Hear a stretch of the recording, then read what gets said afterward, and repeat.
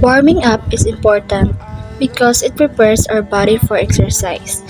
It makes the muscles and joints ready, increases blood flow, and helps prevent injuries. It also makes us perform better during activities.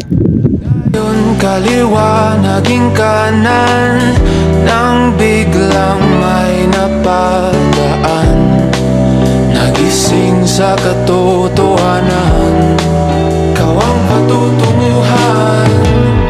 Mahal, ikaw lang ang nakikita ng bulak kong paningin. Ikaw lang ang ilaw sa dilim.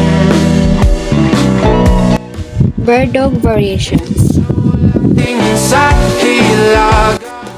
Basic bird dog improves balance and strengthens the core.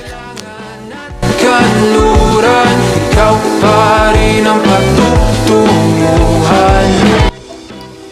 Twisted bird dog engages the side abs and improves stability. Ako'y sumal.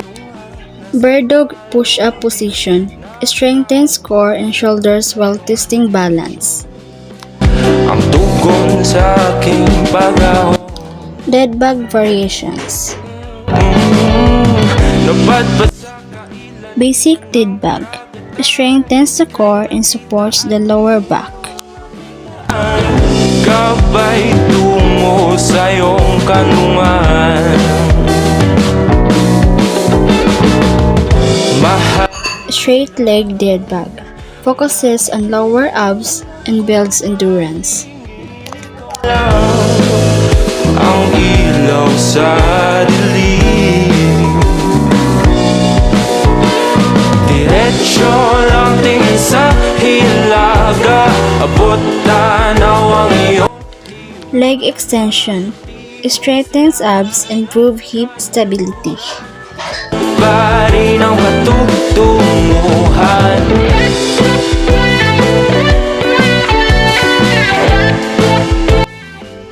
Cooling down is important because it helps the body return to normal after exercise. It lowers the heart rate slowly, relaxes the muscles, and prevents soreness.